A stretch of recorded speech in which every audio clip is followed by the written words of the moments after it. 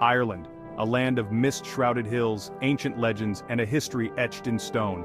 Scattered across this Emerald Isle stand the remnants of a turbulent past castles. More than just fortresses, these structures are whispers of ancient battles, echoes of a time when kings and conquerors clashed for dominance. Their weathered walls have witnessed centuries of history, their shadows holding secrets of both great victories and unspeakable tragedies.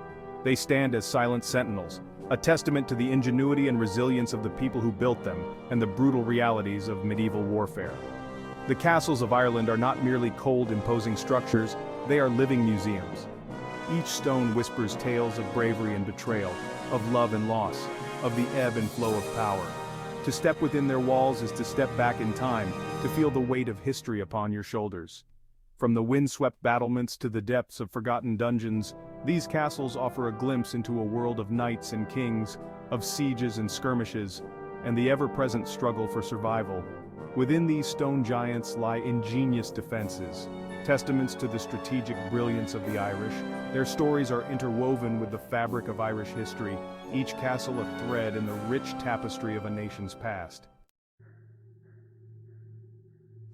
The ingenuity of medieval warfare is terrifyingly apparent in the defensive features of Irish castles. Take for instance the murder hole, a chillingly apt name for a simple yet brutally effective mechanism. Imagine yourself a foot soldier, your heart pounding with the frenzy of battle, as you approach the imposing walls of an Irish fortress. You raise your shield, hoping to deflect arrows, but your protection is useless against what awaits above. Through these deceptively small openings in the ceiling, defenders would unleash a torrent of death. Arrows, stones, boiling water, even quicklime, anything that could inflict pain and death upon the enemy below. The psychological impact of such defenses cannot be overstated. The very architecture of these castles was designed not only to repel attacks but to instill fear, to break the spirit of even the most hardened warrior. This demonstrates the omnipresent threat of violence in medieval Ireland, where even the most humble dwelling needed to be a potential stronghold. While murder holes and machicolations provided a swift and brutal end, the true horror of an Irish castle lay in its depths. Dungeons, often cold, damp, and rat-infested, were more than just places of confinement. They were instruments of psychological torture, designed to break the will and spirit of their inhabitants. Among the most feared of these subterranean chambers were the oubliettes. These narrow, bottle-shaped dungeons were accessed through a small opening in the ceiling, often too high to reach. Prisoners were lowered into these pits, their cries for help swallowed by the thick stone walls. The darkness was absolute, the air thick with the stench of decay and despair. Some oubliettes were even built with sloping floors, making it impossible to lie down comfortably, adding physical torment to the mental anguish. The dungeons of Irish castles were not just for enemies, however. They were also used to punish criminals, debtors, and even those who dared to defy the authority of the castle's lord. The true test of an Irish castle's defenses came during a siege. These prolonged and brutal affairs were a grim dance of attrition, where attackers and defenders engaged in a deadly game of cat and mouse. Castles, with their thick walls, strategic locations, and ingenious defenses, were formidable obstacles. Boiling oil, while perhaps not as common as legend suggests, was a terrifying weapon. Poured from murder holes or through machicolations, it could inflict horrific burns, capable of melting flesh and bone. Siege warfare was a complex and dangerous undertaking. Attackers might employ battering rams to breach gates, siege towers to scale walls, or attempt to undermine the foundations. Defenders, in turn, would counter with arrows, stones, and other projectiles, all while trying to conserve precious resources.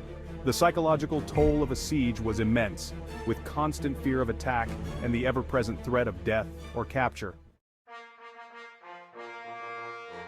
From the rugged coastlines to the rolling green hills, Ireland's landscape is dotted with castles, each with its own unique story to tell.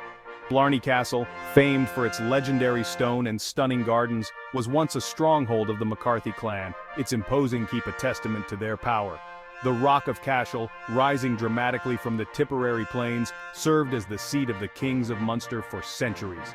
Its strategic importance is undeniable, offering panoramic views of the surrounding countryside, making it nearly impregnable in its heyday.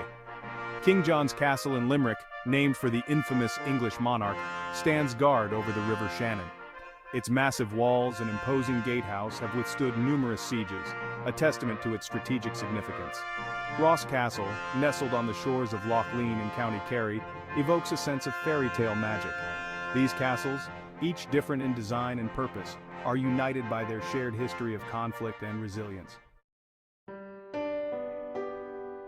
The castles of Ireland are more than just crumbling ruins. They are living testaments to a rich and often turbulent past. Their weathered stones whisper tales of bravery and treachery, of love and loss, of the enduring spirit of the Irish people. While the echoes of battle have long since faded, these majestic structures continue to captivate the imagination. The ingenious defenses of these castles, from the chilling efficiency of murder holes to the psychological torment of oubliettes, offer a glimpse into the realities of medieval warfare. Today, these castles serve as a bridge to the past, offering a tangible connection to a time when knights roamed the countryside and kings ruled with an iron fist. They are a source of national pride, a reminder of Ireland's rich cultural heritage. As we marvel at their imposing architecture and explore their shadowy depths, let us remember the human stories contained within their walls. The castles of Ireland are more than just stone and mortar. They are the keepers of history, their legacy forever etched upon the landscape of this Emerald Isle.